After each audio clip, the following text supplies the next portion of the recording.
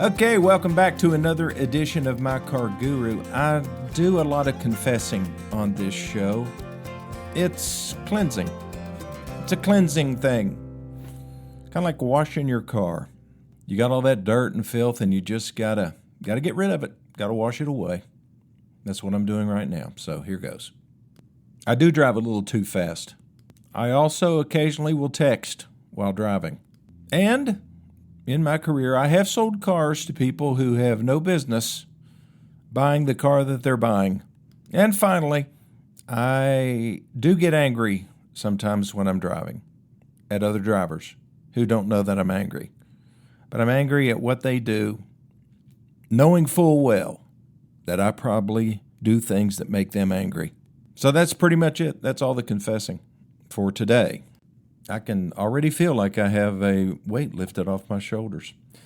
But there's one more confession I have to make. I have, I don't know how you say it, biases or biases. I've got bias against certain brands of cars, types of cars, and it's pretty evident, I guess, if you listen to this program long enough. My daughter pointed out one, my youngest daughter, Audra. She said, "Dad, you don't say really good things about Hyundai. And the way you say it, it's almost like you're making fun of people who drive Hyundais." I'm not. I'm really not. I know why people buy Hyundais. I think that, let me think here just a second. Oh, yeah. They used to have really competitive pricing. They have very unique and innovative designs. So that's about all I can say about them. That's positive, that is. But, if you buy them, I mean, you got a good reason because they're pretty, right? I mean, is that a good reason to buy a car? I think for some people it is. And if you feel like you're getting a lot of car for the money, I mean, that's a great reason to buy a car if you ignore everything else. And over the years, I have developed some opinions. One of those I want to share with you today. I want to share with you the top 10 best American cars that have been sold since 1960. And I'm also going to talk about the 10 worst American cars since 1960, realizing full well that there's a lot of you that haven't been around since 1960. I was talking to somebody the other day. They're actually driving a car, and they were born in 2008. I mean, to me, they should still be in diapers. But yeah, I was thinking about this the other day. My brother and I were having a little conversation trying to distract each other from our worldly woes. And I said, well, if you could have, let's say that you had a 10-car garage. We like to do this. If you had a 10-car garage, what 10 cars or trucks or SUVs would you put in that garage? And this is all the vehicles that you will ever be able to have. And so we start naming stuff. And a lot of them are older stuffs, not modern cars. Just a few modern vehicles that we really like. But, it's just the simple, older stuff that really appeals to both of us. And, and that has an artistic component to it. So many vehicles just look so boring now. I mean, my grandson had a baseball tournament. I mean, he's 6. So, and it's exciting, believe it or not. You can go to watch a bunch of 6-year-olds and 7-year-olds play baseball, actually follow the rules of baseball. The coach is pitching, but other than that, and it's pretty enlightening. I mean, like one of the games, the score was like 14-1. There was another one that was like 19-16. They ended up winning the tournament, and they actually know where to run. They know whether they need to touch the base to get somebody out or they have to tag them. Isn't that amazing? I don't think I could do that at 6. I didn't have that much awareness. But one thing I am aware of, and that's how many boring cars there are in the parking lots. All of them are SUVs. And the ones that aren't SUVs are pickup trucks. I don't remember seeing a single car. I might have seen a Nissan Altima and a Honda Accord. But in a parking lot full of a sea of small SUVs, Toyota RAV4s, Honda CR-Vs, Hyundai Santa Fe's, Nissan Rogues. It's just, they're great vehicles. People love them. And I understand why they buy them too, but none of them are on my favorite list, that's for sure, even if I am a Nissan dealer. No, the things that turn us on as brothers are older stuff for the most part, but also groundbreakers, and I'll get into that here in just a second.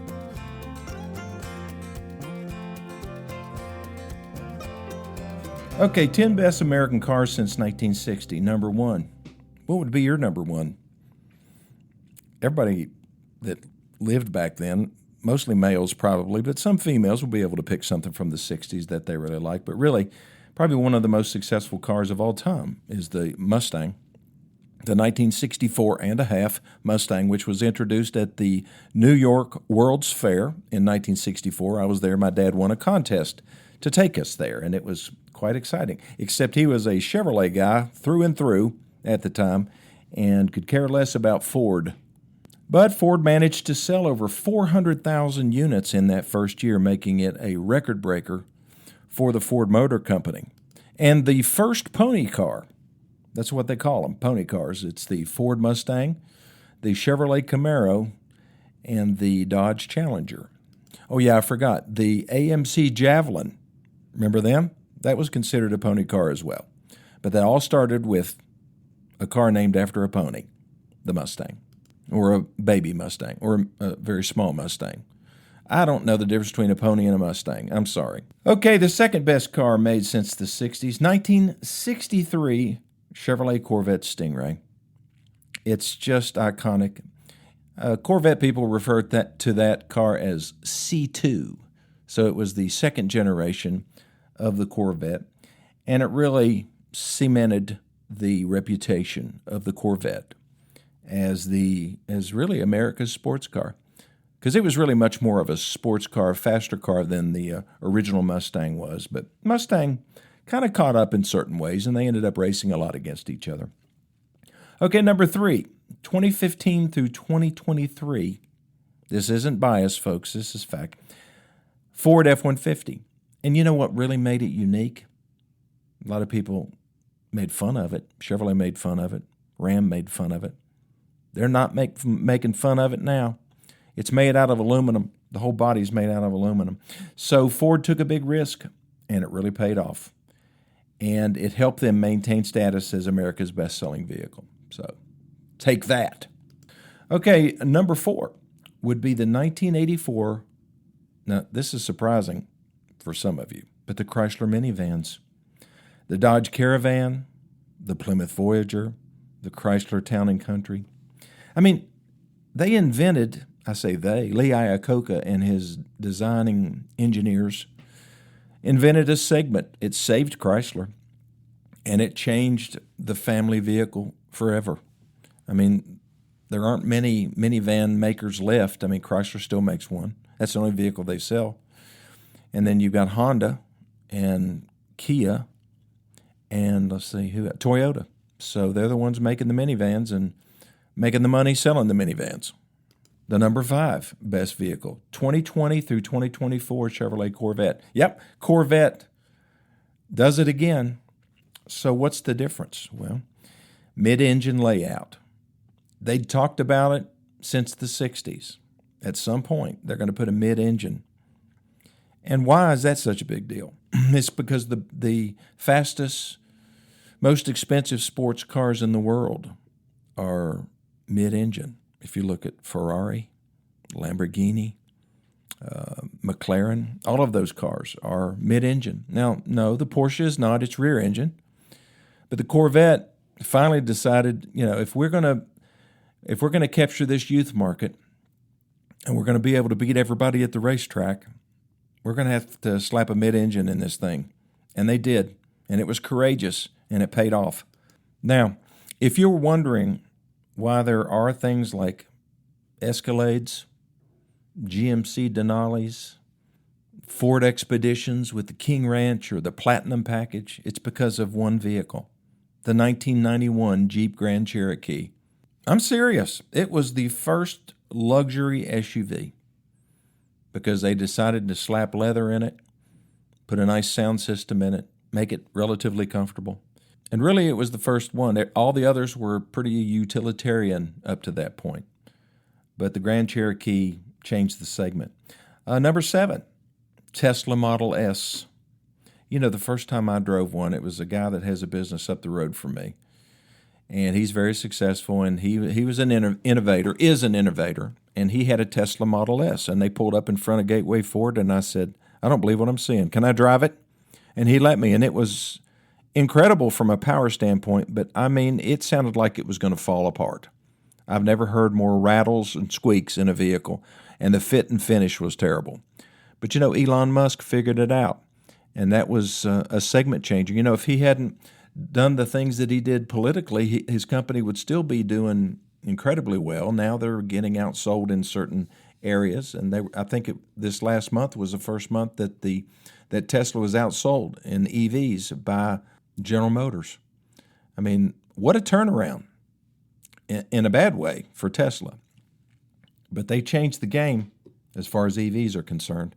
Now, the Trump administration has dialed it back, and they're eliminating the $7,500 tax credit. So if you want an EV, you better jump in, because it ends on September 30th, not in 2032 like they had originally planned, like Biden had planned. No, it ends this September 30th, 2025. So if you really want an EV, you better come down to Gateway Ford and Gateway Nissan and get you one. Okay, that's a little bit biased. See, here I go again. Another confession. Okay, another great American car was kind of helped along by Mercedes-Benz. You remember when Mercedes bought the Chrysler Corporation, or Daimler-Benz bought the Chrysler Corporation? You probably don't. It was probably not even a blip on your radar screen. But in the auto industry, it was a big deal, because we thought, well, you know, maybe Mercedes will straighten out that company that builds, you know, substandard quality vehicles. And they did. They had a good impact. Matter of fact, they came out with something called the Dodge Charger and the Dodge Challenger. And they were built on a Mercedes, or a shared Mercedes platform. I think Mercedes used it on their E-Class. I rented one of these cars. I was in Hawaii. My wife and I were on the Big Island, and we were wanting to go see Kilauea, the big volcano. And so we rented. I went to rent a car, and they said, what do you want? Do you want a this or that? And that was a Dodge Charger. And I said, yeah, give me one of those. I've never driven one. I want to see what it's like. I was impressed. I can understand why the police like them so much. They make tremendous police cars, and I think they hold up pretty well. But anyway, they were going to eliminate the vehicle recently, and there was a big uproar from the dealer body, and they were going to convert the Charger and the Challenger to electric. Didn't work. Didn't fly with the dealers. So they fired the CEO, and they got a new CEO, and they're coming back out with this car. So the Dodge Charger of 1969, when it first came out, was it was a trendsetter, and it set them on a path where they could be competitive with the Camaros and the Mustangs of the world. Okay, another Ford came along in 2005 and 2006, and that was pretty much it. It was called the Ford GT, and it had gull wing doors. It was the same Ford, well, it was a copy of the Ford GT that won Le Mans back in 1966. They got first, second, and third. It's what that movie Ford versus Ferrari was based on. Did you see that movie about Carroll Shelby and Henry Ford, or the Deuce as his nickname was, Henry Ford II, who was actually Henry Ford's grandson. Henry Ford's only child was Edsel Ford. Edsel Ford had several children, and one of which was the Deuce, Henry Ford Jr., or the second. Okay, but the Ford GT was unbelievable that came out in 2005. I had one for a while, and I think the retail price on it was somewhere around $130,000, $135,000. If I had that car today, I could put it on an auction website, and in 7 days I would have approximately $460,000 to $550,000. That's how much that car has gone up in value. What made it really innovative was the fact that it was put together by a team of engineers at Ford, but it was built by a company in Canada called Multimatic, and they built race cars. And they're experts in carbon fiber and racing technologies. And so they wanted this car to be a race car that you could drive on the streets, and that's what they did. And it was very successful. And now Ford has repeated that performance with the new Ford Mustang GTD. And you can buy those now. They're pretty cheap, 350 to 450,000. Isn't that ridiculous? But they're what they call halo cars. And you have to apply to get the car. You have to be a regular racetrack user. You know, you have to take your car to racetracks and use it on the racetrack. And you can't sell it for 2 years because there was a lot of speculation going on. People were getting Ford GTs and then immediately flipping them, the last version of the GT, that is. I mean, this was a car that would sell for $700,000-800,000, and they would flip it for $1.5 million to $2 million. You know, you got to have money to play that game, and that's just not a game I'm qualified for. But yeah, it was a very innovative car. But number 10 on the list, and probably one of the best cars ever made. This is no exaggeration, because it fit the mission precisely. It did exactly what the company designed it to do, and it filled a gap that nobody knew was there. And that was the 1990 Mazda Miata. I will always be a Miata lover. I was a Mazda dealer, well, my dad was, since 1977, and then I came in 1978, and we sold Mazda until 2010. Why'd you give it up, Liddy? Well, because we had gotten down to the point where we were selling between 5 and 10 Mazdas a month, and the Nissan franchise became available in our hometown, and we felt like we could sell 30 to 40 Nissans a month. So we gave up Mazda so we could get Nissan. Ford made us do that because we were going to put them on the same lot. Now you know the inside story, and I'll be back in just 1 minute.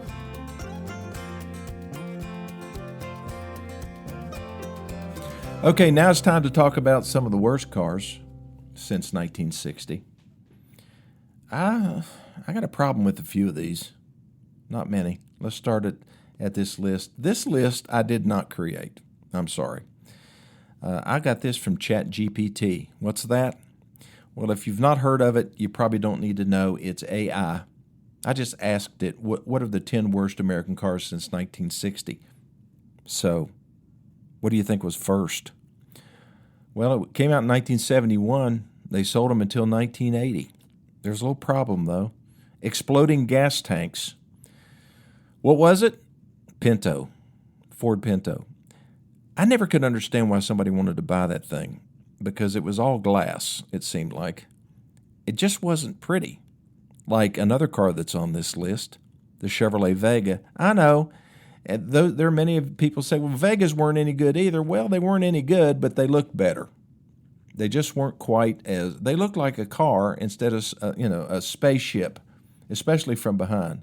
And I kind of resent that a little bit because I loved the Vegas. That was my first real car that my dad let me drive that was new. It was a Vega GT. And no, it didn't have much power. I think 98 horsepower is what it had. But it had really cool-looking gauges. And it got good gas mileage. And it was fun to drive. It really was. It handled really well. And another car that was kind of a spin-off was on this list. I'm kind of surprised that ChatGPT even knew about this thing. But it was a spinoff of the Chevrolet Vega, and it was called the Chevrolet Monza. Now, what they did is they took the Chevrolet Vega, redesigned it a little bit, put different sheet metal on it, and slapped a V8 motor in it. And, it didn't have a lot of power, and it was very front-heavy. It didn't handle that well. But a lot of people bought them, and so General Motors thought it was a pretty good concept. So what did they do? They said, well, Cadillac needs a small car. Let's turn a Chevy Monza into a Cadillac. Are you seeing a pattern here? They called that one the Cadillac Cimarron. And it didn't sell very well. It just turns out that people that have money don't want to drive a Vega just because it says Cimarron on it and it has leather interior. Here's the funny thing. They thought it would compete with BMW. Can you believe that? It literally, single-handedly destroyed Cadillac's luxury image for more than a decade. It drug the whole corporation down.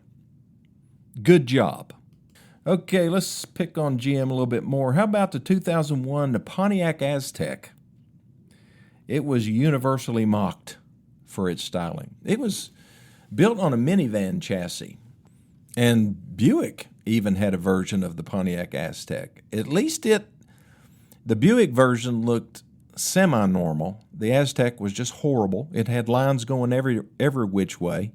It was almost like they had 4 different committees take a whack at this car, and when they all came and met in one room, there's such a big argument, they just decided to incorporate all the ideas into the same vehicle. And the end of it was, what are we going to name this thing? Well, let's name it after some extinct civilization. So they came up with the name Aztek, which is appropriate.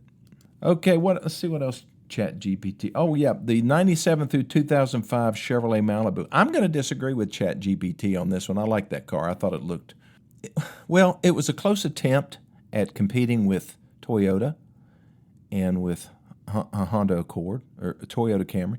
I mean, they say it failed because it was bland, cheap, and uninspiring. Well, what is a Camry? Is it not bland? I mean, the new ones aren't as bland as the old ones were, but back then they were bland. I'm sorry. Okay, what else is on this list? Oh, yeah, AMC Pacer. I like those. I didn't like them then. I thought they were ridiculous. The advertising theme was, well, let's just make it wider. You know, the small car that's wide. Not a great attribute. Not a great advertising theme either. A lot of people called it a fishbowl.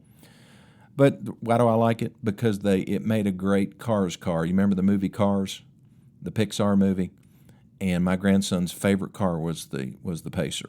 And I was actually taking him home one time when they lived in Rogersville, and there was a Pacer that was underneath the garage or underneath the carport.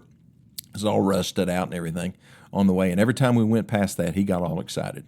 Pacer, pop, pop, Pacer. That's back when he couldn't say his R's.